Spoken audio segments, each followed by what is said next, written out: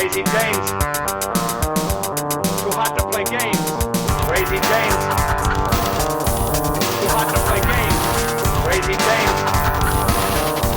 Too hot to play games. Crazy James.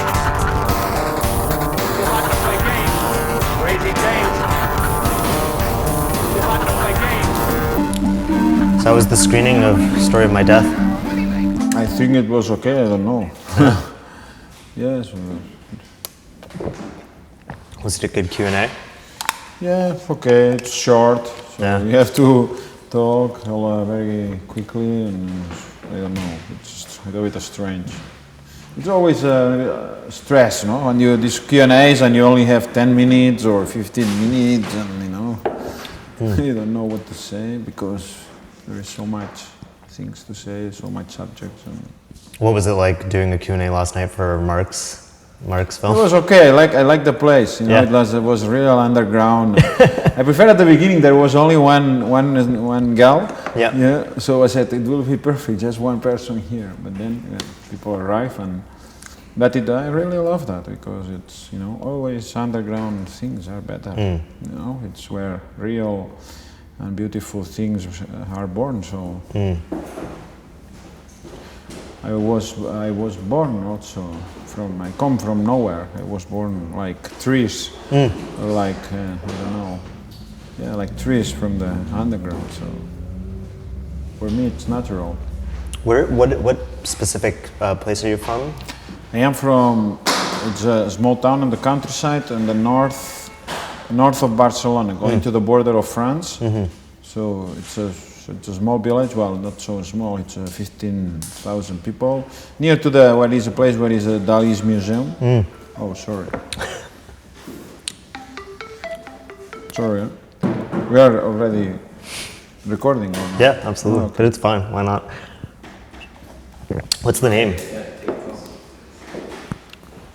Sure. What's the name of the place? Banyoles. It's written B-A-N-Y-O-L-E-S.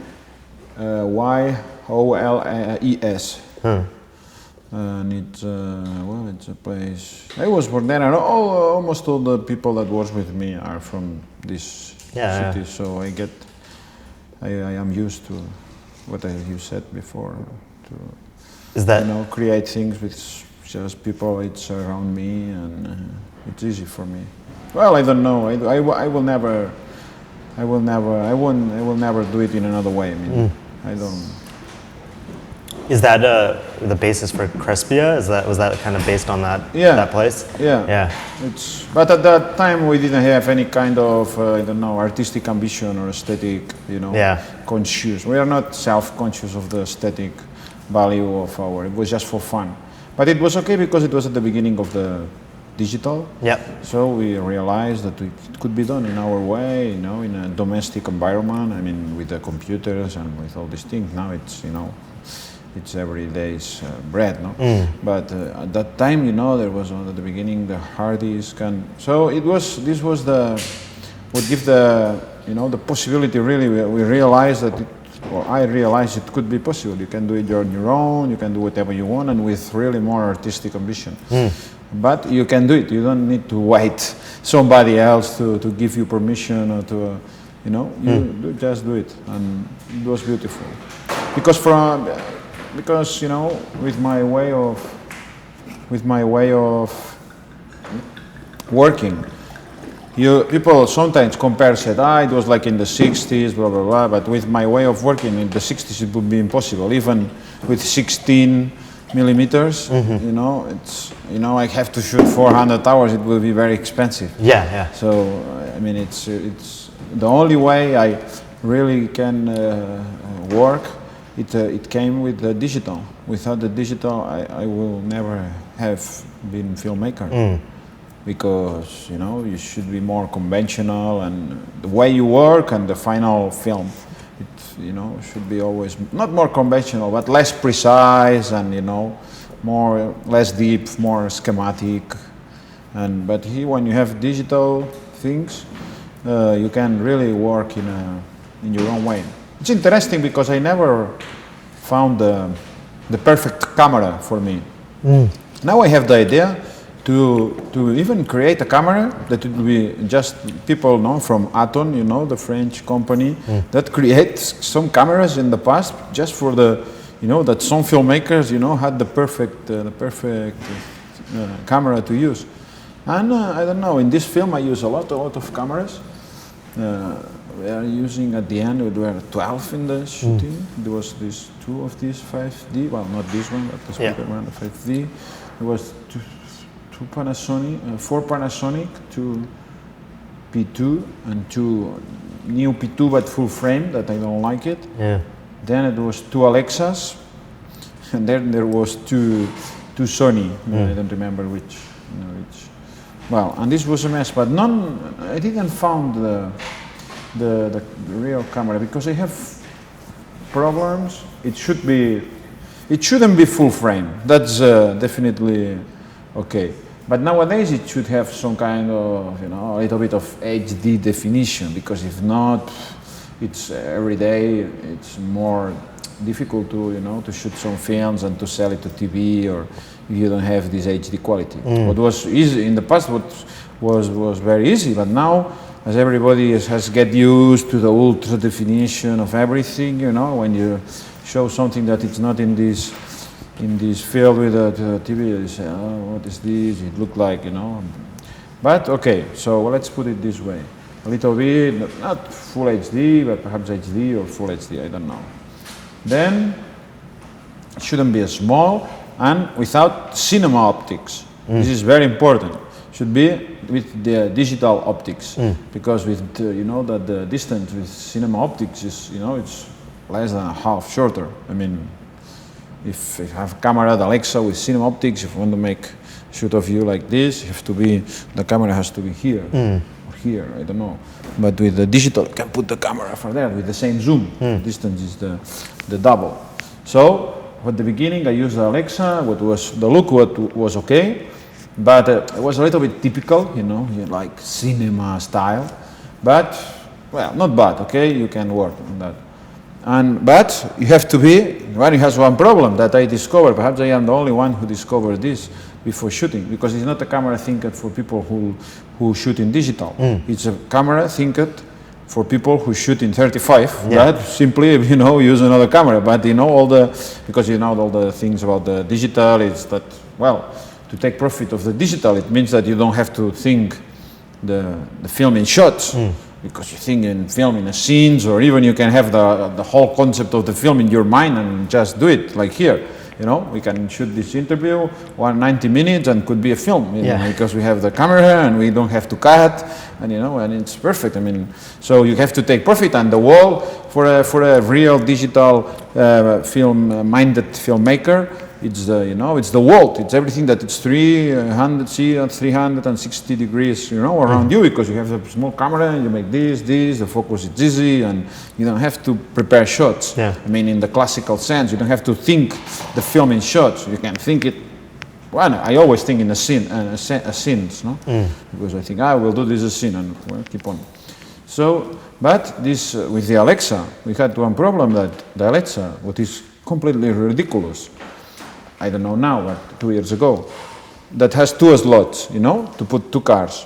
And at that time, and with our definition, 1 slot was 11 minutes. But for me, it was ridiculous. I make shots of 90 minutes always, or I don't know, 60 or 20, I don't know. It doesn't matter. If I want, I have to be able to make a 90-minute shot. So. But then, you know that we discover during the shooting with the Alexas, that the slots do not communicate. You understand what I mean? What, you know, a fucking normal, you know, 3,000 euros, you know, like this one. You know, you can shoot, because when one card is finished, it goes automatically to the other one, and simply you change the first one, and you know, you can shoot, you know, hours without cutting. You know, but the Alexa, I don't know who was the idiot who because if you have 2 slots, it's because they have to communicate, you know. It's absolutely ridiculous to have 2 slots, and when one card is finished, you have to stop the camera stops automatically, and then you have to, so you cannot, you know. And well, I realized that it was a camera, in fact, thinked for people that shoots in 35, that they never make a shot more of 1 minute or 2 minutes or 3 minutes or I don't know. Yeah. So, but it's at the same time, it's very ridiculous not to have the function, no, to communicate the two slots. I don't know. I find it was a German guy who thought that camera. I mean, they used to be very clever and very, you know. Mm-hmm. But I don't know, it was completely ridiculous. But we discovered that during the shooting, at the beginning of the shooting of the film. What scene was that? I don't know, the first one or the second one, or perhaps the day we arrived, because we make some tests with the camera before. But you know, it's just short things. And nobody could imagine that, you know, the camera has 2 slots and they do not communicate. You know, this is completely ridiculous. Yeah. And then we discovered that in the shooting, you know, we start reading all the, you know, all the manual, no, the manual owner's manual, and we don't find the solution. He said, well, because we thought it was impossible. I mean, there is a mistake on the menu or something like that, and you know. Then we call to the renting company. And he said, we have a problem, we cannot even know there is a problem with the menu or we don't know exactly what, and because it doesn't communicate it to.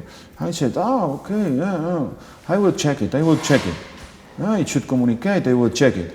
The guy who ran the camera didn't know also that they do not communicate, the 2 slots, you know, so it was really, really absurd.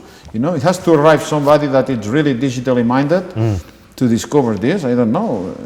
Perhaps even the company who made it didn't know that the 2 slots, no, Alexa didn't, Ari didn't know that the 2 slots didn't communicate. Well, horrible, no, because what can I do with only 11 minutes? You know?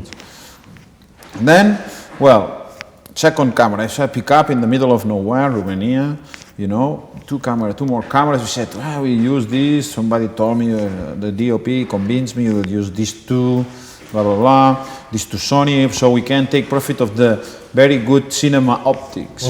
At that time, I didn't know the information I give you before. Yeah. Okay, pick out this to Sony, put the to Sony, then the first day we have to kill the ox, you know, important scene, and, you know, I say to one camera, another guy said, yeah, just make a very close shot of this guy, or I don't know who was there.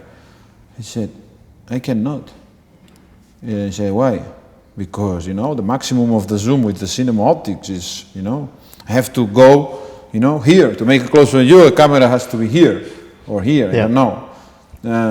So I said, well, but with non-professional actors, you cannot put the camera all the time here, you know, all these people has to have the freedom and has to be a little bit, no, and their own wild thinking. So, and I discovered that, because cinema optics doesn't work so.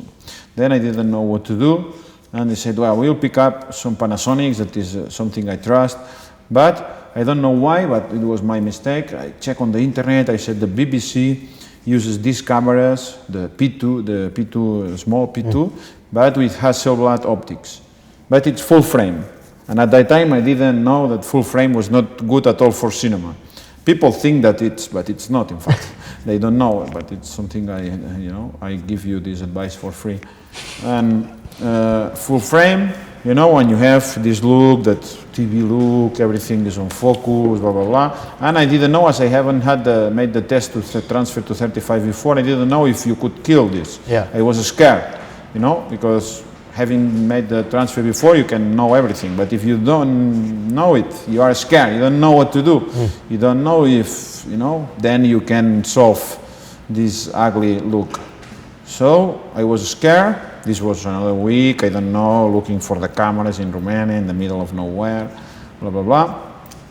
And I was scared. I said, let's go with something we trust, we really trust. The old and, you know, and our old, good and faithful friend, the Panasonic P2, that came from the 1:1, or, you know, the classical one.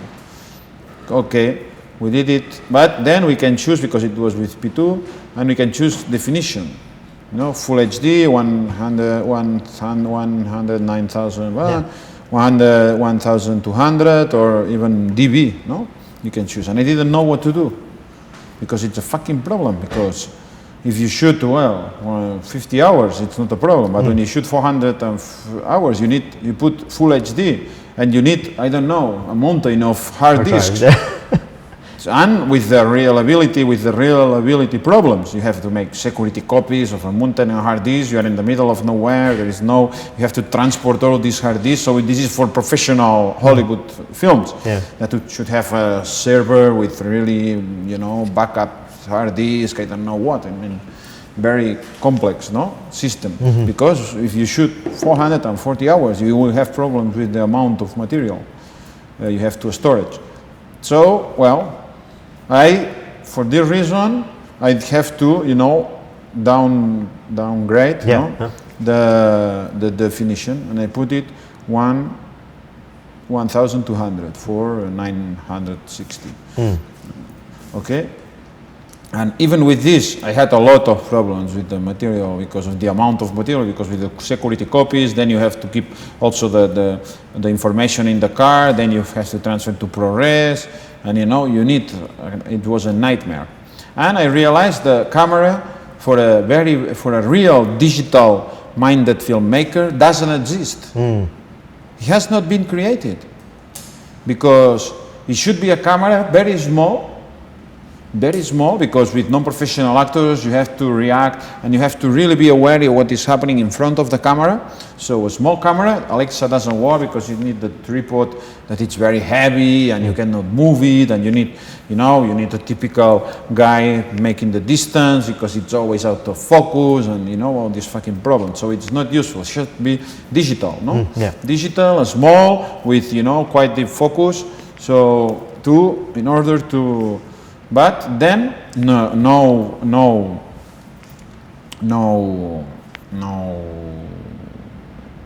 full frame, because if not, they have this ugly look. And then it should be with a good monitor, but not this one heavy one that you cannot move and all the problems. No, a small one that is incorporated with the camera, but it should be very good.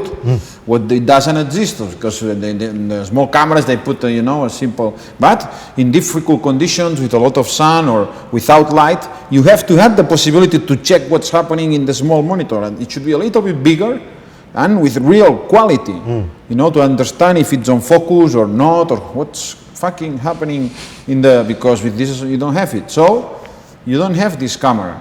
And then the problem with the hard disks, Here, now it's solved, the problem with the cars, you can shoot a lot, and this problem is solved nowadays.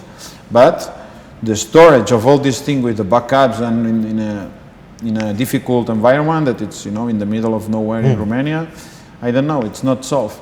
So I need a camera that it should be almost only for me. Or perhaps for documentary style, but for some kind of documentary filmmakers, I don't know, perhaps they should need the same kind of thing I need, because the way of working should be similar. But I don't know. It's strange that it doesn't exist. It's as simple as this.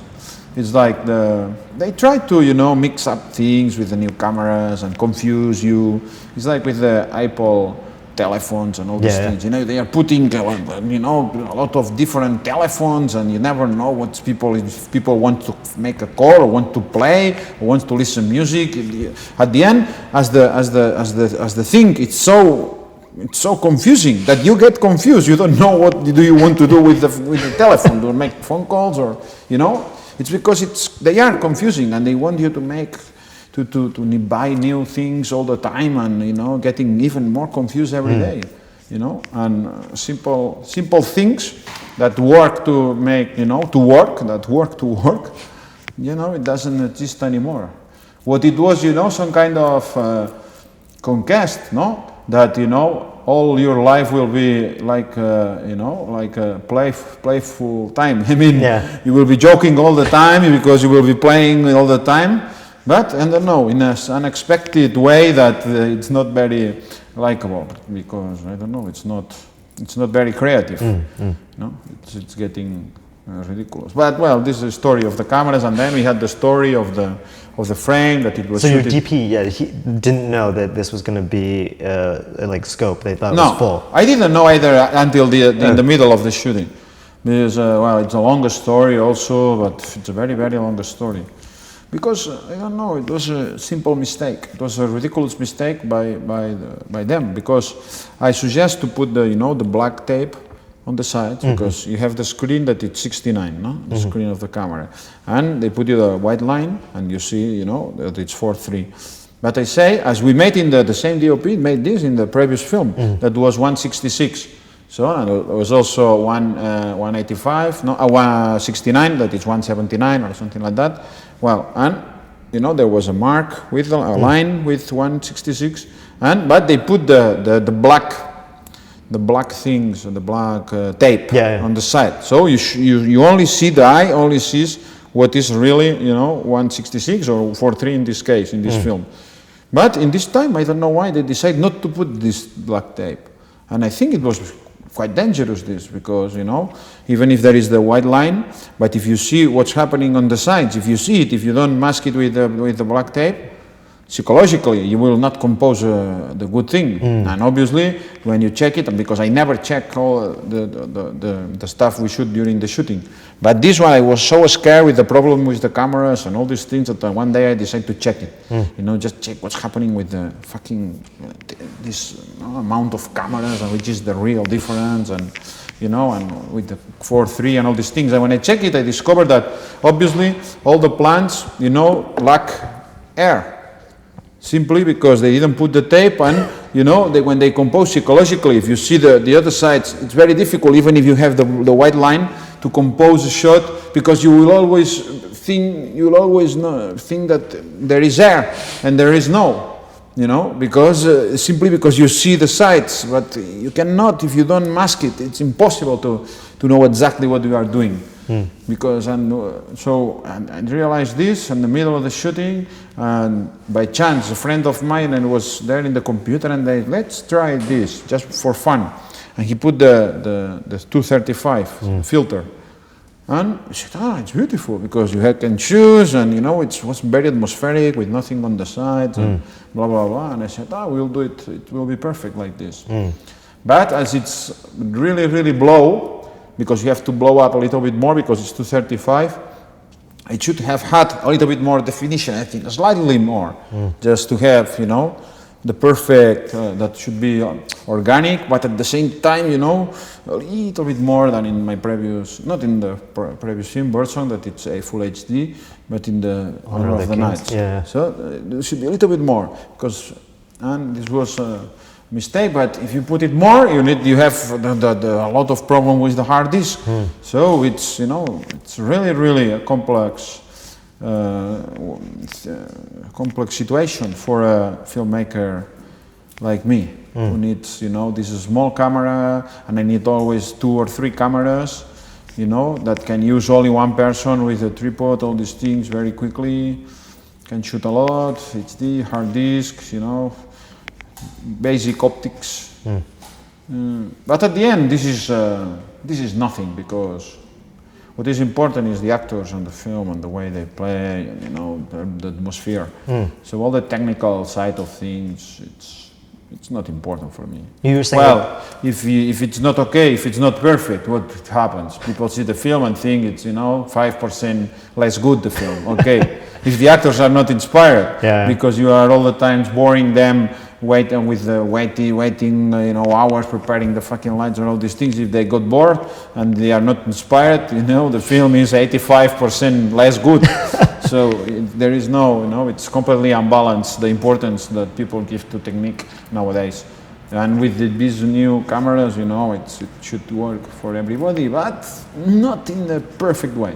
It's what I discovered. You were saying the other day that when you direct, like, you don't actually watch the camera or listen to the sound. Like, you're just paying attention to the performance. To what's happening in front. And sometimes in the last, you know, in recent films and recent works, I check at the camera a little bit more, every day more, just to avoid some mistakes, because as I edit the film myself, and I have the intuition where it could happen something that I would not like, or that will cause problems then in the edit. So sometimes I check it, but I mean, I don't know, it's still 15 or 20% of the shot.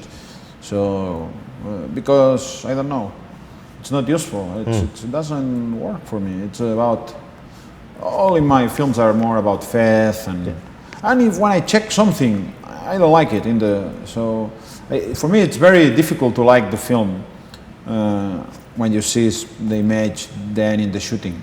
I mean, it's very difficult to like the film if it's not built, if it's not, and so this puts me down if I check it and I don't like it, or I don't feel really passionate for what I am seeing. I could go down from the from the optimism, so I decided not to see it, because just in case it's too risky. You can get depressed, and this is not good for the film. What did you think of the opening sequence when you saw it for this one, when you finally sat down? Because it's gorgeous. With the girl and the music. Yeah, it's perhaps my favorite scene of the film. This one, and well, there are a lot of beautiful scenes, but perhaps from the subtle things that are inside is this one, and the one in the tree when the girl beats the other girl. I was joking, but it was not a joke. I said to a friend that was a really great fan of this scene, the girl, beating the other girl in the tree at the end, that I said, in planet Earth, until the end of the world, until the end of the humanity, nobody will be able or will shoot a scene with this subject. It's, a girl, a vampire, or beating another girl, with this content, better than this one. Yeah. It's impossible. Yeah. It's, well, you can never say it's impossible because you will be God, but it's 90.99999% impossible that somebody else can shoot the same kind of a scene with the same content and do it better than this one. But this is really a good, it's a good achievement for film history. You have the best scene ever for a girl, beating another girl, a vampire. What is, it's quite enough. It's like having a world record of running or something like Guinness Book of World Records. It's not a thing to joke about. It's serious. Yeah. And this one and the first one, it's also very interesting because it's like an animal. You see the music, it's original music. I have to thank here to the people who made the music that are also from my own village, and they are very good. The problem is that they are very lazy, and they need that somebody like me pushes and say do it, and every day there and make some versions and improving and blah blah blah, because for themselves they are lazy and they will not do it, never. But I have to thank, and we have to admit that the music is so good that really helps the scene. But I think that the girl, it will give us more beautiful surprise, this girl that here is in only this scene in this film. But I can predict that in the future will give you all and the internet audience a lot more pleasure. We'll have good surprise with her, and because it's like an animal, it has the wild thing. It's looking. She doesn't know what's happening, and it's subtle. And at the same time, it's what I really like in my films or in the characters. This mix of something that is very artificial in some sense, the attitude, and it looks like that she looks at the camera sometimes. But at the same time, it's very wild and very, unpredictable and very, I don't know. It's at the same time, it's the two things, artificial and very naturalistic. I read that 5 minutes ago, well, not 5 minutes, but 1 hour ago, I was reading the text on the catalog about my film that wrote Andrea, and I like one expression there. I like it a lot. The diffuse naturalism. Oh yeah. Diffuse. I like this, and I think we can apply it to this scene. That it's it has some kind of naturalism, but diffuse. And it's not atmospheric, it's simply diffuse. But it's really wild, it's naturally very, very wild in the surface and very organic. And it's artificial also. So, and I try always to get this unbalanced, unbalanced feeling with every actor, every situation. because it's the, I don't know, you put some mystery and it helps to create, you know, it's more fascinating always. And because it's fiction, you know, it's the idea that these things or these attitudes, this mix, because in reality you cannot, artificialism is not allowed. I mean, it doesn't exist in reality. Everything is natural, because but in fiction you can play with the artifice, because it's fiction, and in some sense it's the essence of fiction. It's artifice. So, but at the same time, as I use non-professional actors, and you already know a little bit my methodology, you know, the wild side or this diffuse naturalism, we cannot escape, we cannot avoid, and it's you know, very innocent and very pure. But it's born in a fiction, you know, in a strange way, it's born there. And I don't know, I have a new project, because now I was very moved with this idea when I saw this film, that, you know, that this, I always knew this, no, that some kind of beauty can only exist in film, in the film, never in reality, you know. In reality it could exist something parallel, but never the same kind of, you know, elegance, and, you know, it's not possible. And so I really realized that there is some beauty that exists in art. No, it's created by this artifice, and, you know, it's born in the art. And also, you know, I realized that the friendship of my two actors, you know, Don Quixote and Sancho, was born in the film. Yeah, because they didn't know each other, just hello, and then they grow up in films. And the friendship that you never know that if it's a true friendship or no, but you see it only on the screen. You see it on the screen, you know. But it was born on the screen. It was not born before. This is the point. So now I want to kill this, and, you know, I want to kill these people. And this friendship that was born 1 year old already. So this friendship that was born on cinema, it should have, you know, the will should also be in the cinema. And I think that next film could be they marry each other. It's a story, because it's the end, that it was a joke of the film Lord Made Wonders of Me, this letter to Lisandro, at the end, the old guy asks the young if they want to marry and all this thing.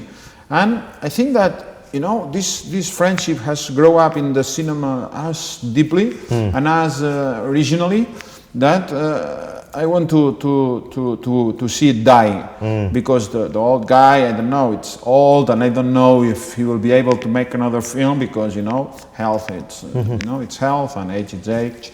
So next project, I think that it's one of the ideas I have to try to, and I always love to talk about next projects, because then it's compulsory to do it. I mean, if you have announced it, it forces you to announce it.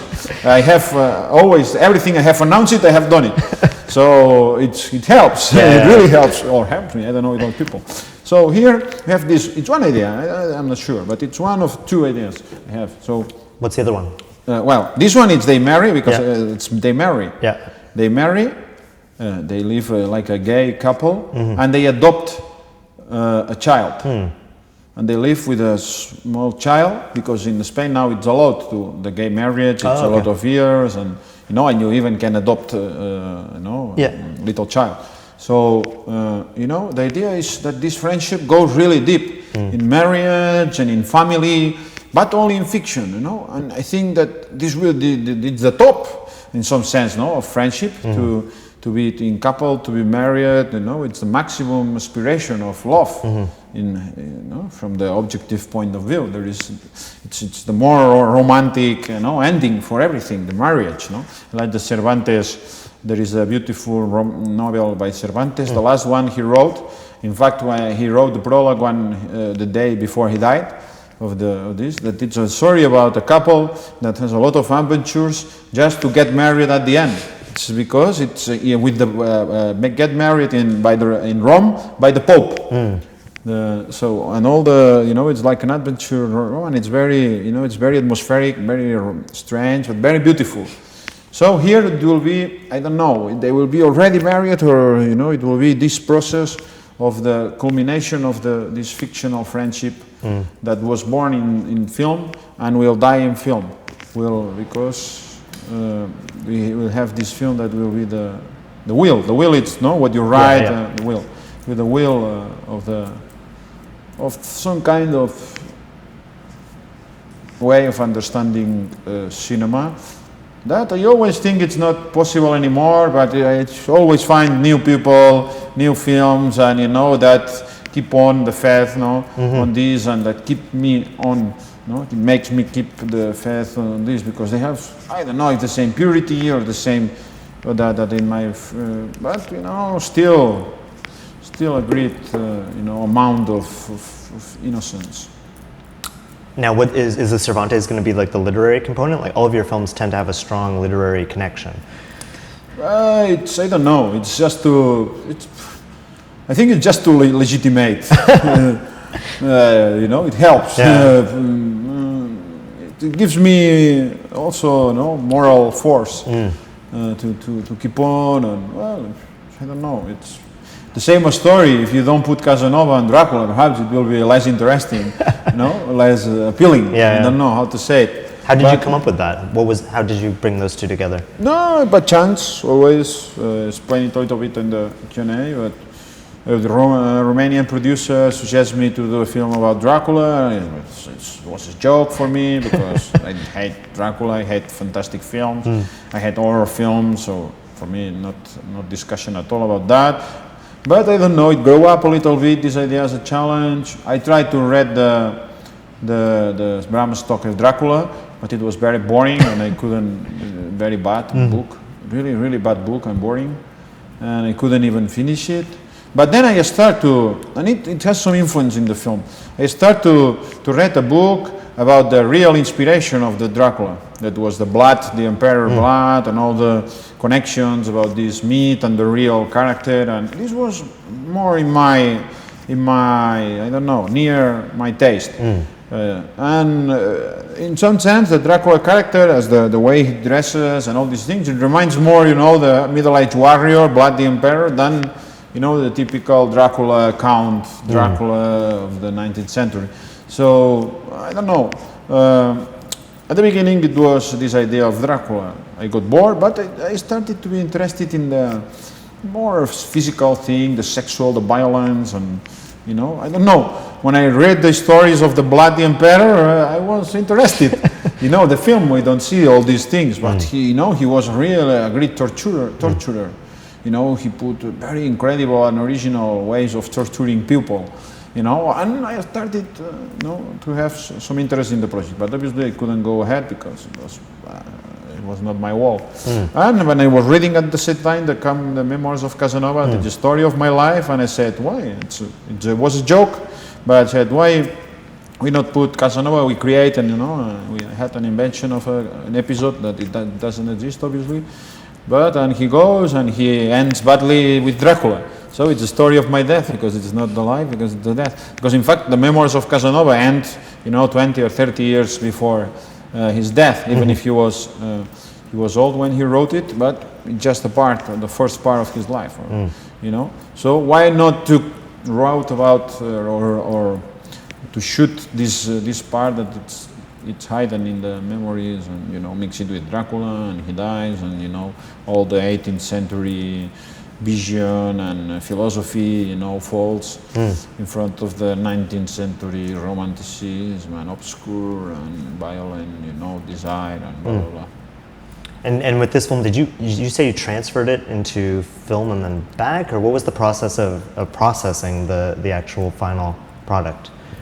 Like the visual, like you had a bunch of different cameras, and did you print it onto film and then convert it back? I transfer it on the film, obviously. But I experienced a lot of problems with this because of time. Yeah. I mean, then the film they said, you had to be in Locarno, we really love your film, but the film was not finished. I mean, the edit was finished, but we had to solve a lot of problems, and it was really tight, the schedule to do that. So what happened is that when I started transferring the reels, because it was, I was finishing one reel and making some kind of quick post-production, because it was 1 month or 1 month and a half before the premiere in Locarno, and I had to send it to transfer it, but without having the possibility to see the 8 reels together and to make, you know, real post-production before making the transfer to 35.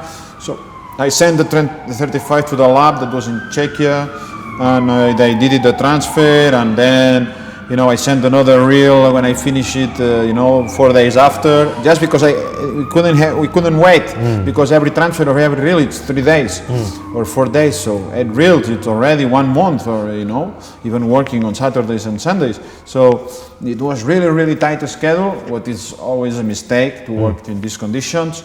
And at the end, well, because we couldn't only have a DCP, because I wanted to show the DCP, but from the negative, from a scan from the negative to 35.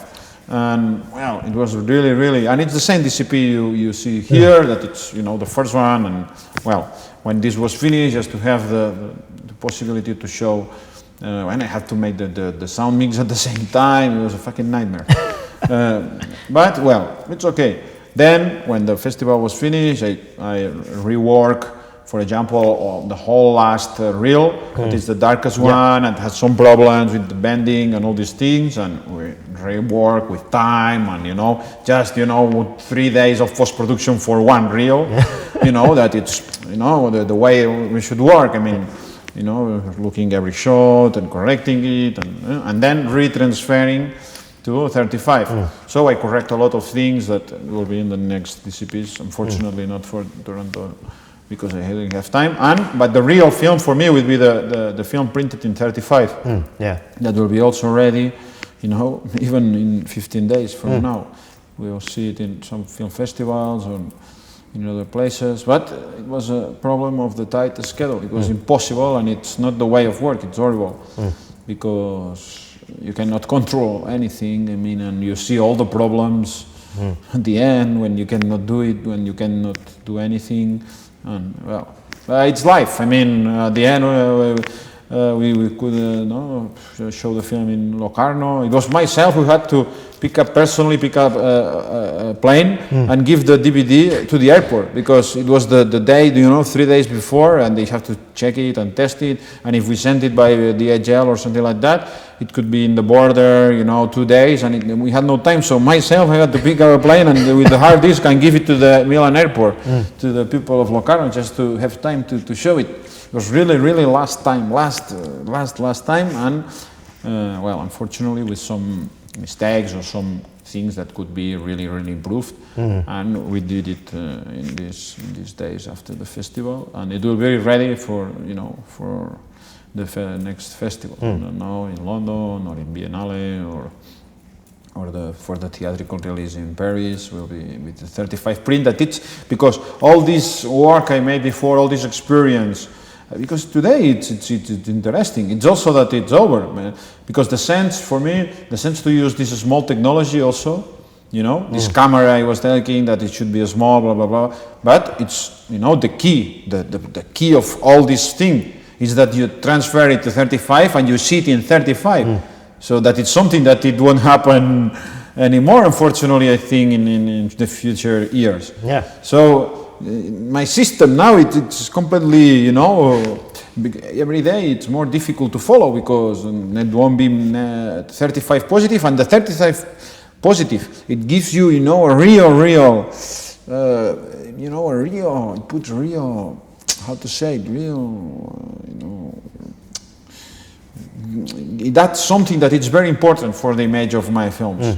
I even wanted to make the DCP from the scan from the positive, not the negative, but it's very problematic, this, and it's difficult. Perhaps I will do it, but also you need time, you need to check it, you need to see if there is really a difference, and if it worth the effort and the money to do it. But it was the idea from the beginning, and it's difficult, because it's not. I don't know. It will never. Even for example, I was in my film with Pedro Costa, and there was a screening, and he saw it and he said to my producer, but it's very grainy. It has a lot of grain. No? The film said, nowadays there are cameras that you can achieve, you know, a beautiful image with less grain, and even small cameras. I said, come on, I mean, there is less grain than what you had in the Juventud en Marcha, you know, because it has more definition, no? But even nowadays, you know, somebody that is, you know, has this idea in the mind that, you know, he got used to the hyper definition, and he found there was too much grain there. You know, when it was less grain than what I had in Honor of the Knights, or he had in Juventud en Marcha, that was DV. I mean, this was HD at least. I mean, it's completely insane. But you know, just to say that all of us, no, we are getting used to some kind of a standard full HD definition, and it's very difficult. And all the system that justify, you know, the use of these small cameras with no definition, that was to have the 35 negative and to print it in the 35 positive, that gives the real image I wanted. You know, it could disappear, and I don't know what will happen. You can always do what everybody do, but I don't know. It's not very interesting, no? And all the films are the same image, and nowadays, no, it's more standard than ever. What is a paradox, because you know, with all these post-production programs and software and all these things, it should be, you know, very creative. But at the end, I don't know why, but it's getting every day more boring, no? And there is no experimental things on this side, because everybody has this. You go to the lab and they put this look and boom, you know, and it's easy. I mean, I don't know, an idiot can do it. I mean, but I don't know. It's good or bad. It's the question. I was wondering if this could be good or not. How does the 35 transfer affect? I love the night scenes in Story of My Death. Those are my favorite ones. And you were saying that maybe there were some problems with the transfer, but how does the 35 transfer affect those scenes in particular? It helps. Yeah. Because the digital scenes, when you're shooting with these cameras, digital cameras, cheapest ones, quality, there appear a lot of artifacts and a lot of bad things, and if you don't have light, it's very difficult to get the focus. But again, and I mean, if the image it's beautiful, or if what you see, you know, you love what you see, you don't have to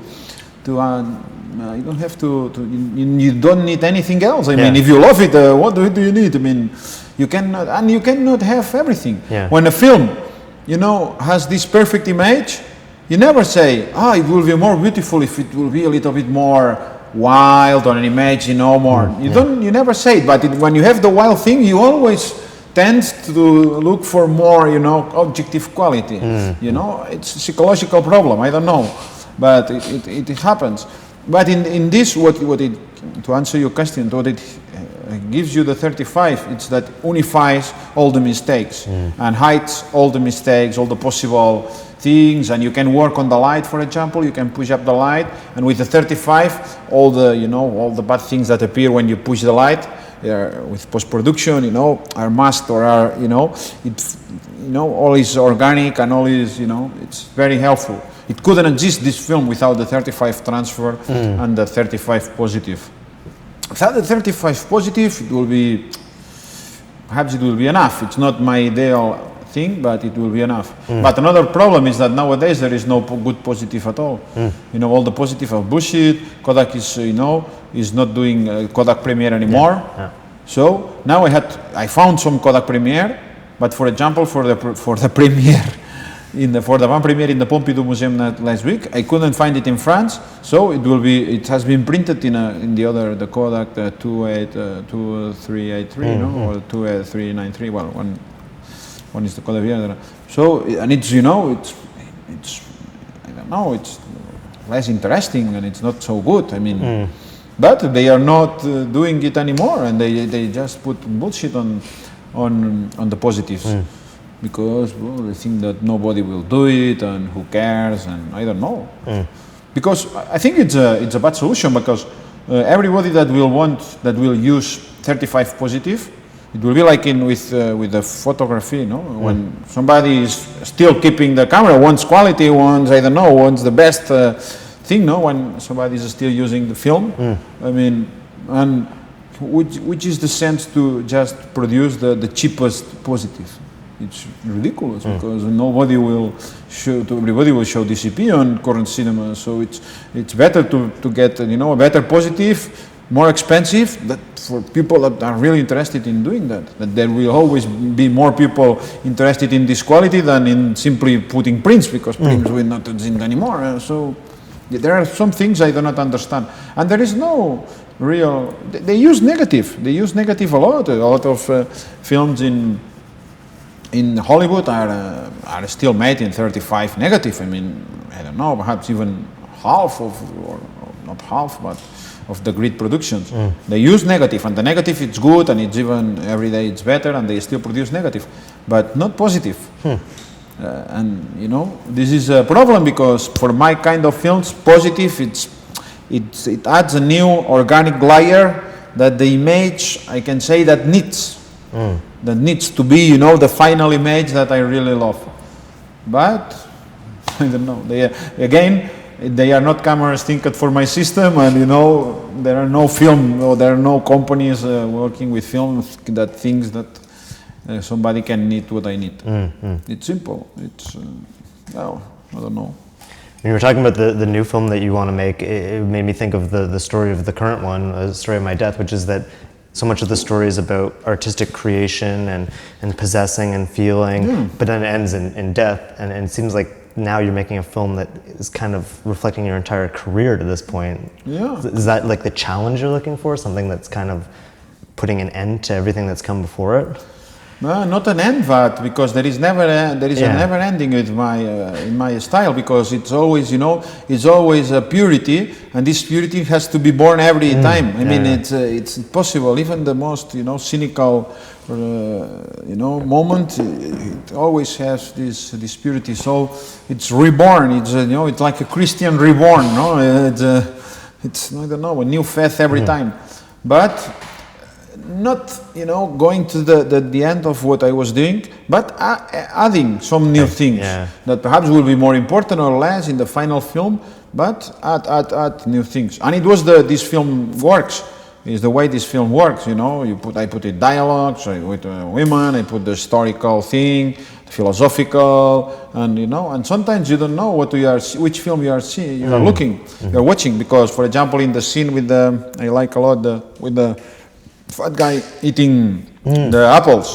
He's talking and he's talking about this historical. Wow, there is there is 4 films at the same time, and you don't know exactly which film is the film you are watching. I mean, he's talking and about this. It's this wild film I have made before. With this way of the actors behave, and blah blah blah. There is the genre film, because the girl is trying to beat him, and Dracula is looking and controlling, and the genre film. Then there is, I don't know, also the metaphysical film, because it's Dracula making the moon and with all these problems, and looks a little bit on the camera, and and what's happening, I don't know. And you see that scene, and you never know what's going on. I mean, which one is the real film? There are 3 or 4 films, 3 or 4 layers that are very clear, and in the same time, in the same scene, and I like this because it's part of my style. In my previous film, there were always, I don't know, 2 films at the same time going on, but the serious one and the comedy one, one more serious, more, I don't know. But here there are sometimes 3 or 4 films at the same time, as a result of adding new layers of, and because also the new people, the girls are very subtle, and the way they play the role, so you never know exactly what's the goal of the every scene or every moment of the whole film. It's more clear the goal of the whole film than the goal of every scene or every moment. That it's more confusing. What is usually it happens on the opposite. What you see at the moment, it's clear, and then the structure of the film is not good, or there are problems, blah blah blah, and then you get a final sensation that the film is confusing, or that it's not very well done. But here, I mean, it's the opposite. I mean, the film is very well done. The structure, and you feel that it's a really you know, raffinated or sophisticated film, but you know, in the concrete, it's confusing. And I think it's the originality of the film. That usually this happens in the other side, and in this film, it happens this way. And the sound, no matter what, no matter which level the sound really hits you in this film, like the crunching of the apple or anything. It's a very it was very difficult to make the sound in this film. I really work a lot on that, and it's always this balance between artificiality and naturalism, diffuse naturalism. Now I will use always Andrea diffuse naturalism, but yes, because you know. Which kind of sound put on the scenes? This is the point, because the sound gives you a sensation about what's happening also. You know, it's obvious with the music, but not with the music, just with the sound. So, and you know, it's always difficult to decide where we will put, because from the point of the part, it's always naturalistic sound, you know. But in this film, I changed it a little bit, because almost in every scene of the film there are artificial effects. There are some fully artificial. You know, almost in 95% of the film, and sometimes it's full. And there is even 2 scenes that I will not tell you which ones that are with not direct sound at all, not direct sound at all. And you know, it's well, mostly one that is no direct sound at all. The other one is half. But so this was for a mistake. But then I realized that because at the beginning I said, well, this will never be edited, because you have 440 hours. I mean, you don't need to edit a sequence that you don't have sound, good sound for a problem, blah blah blah. It was a problem that in the place there was a sound of you know, like a machine or something that we couldn't switch off, and well, but then I don't know, I said, let's try blah blah blah, and I like the scene, but let's try to do something artificial, something fake, but in a naturalistic way. And I start to experiment on this level, you know, in a very subtle and unconscious way of perceiving it, but you know, it gives you something. And as I realized that it could be very useful, you know, it's like in Hollywood films of the past, that you see that the sound is not direct sound. In fact, there was almost nobody that was shooting in with direct sound, you know. So, but in my films, you know, it's unexpected to see this kind of artificial effects that are always on the limit of the consciousness of it. You know, they exist and they are very artificial, but when you realize it, when you separate it a little bit, or I cut it. I mean, it's very strange. But and with this scene, I realized that I could go farther with this idea.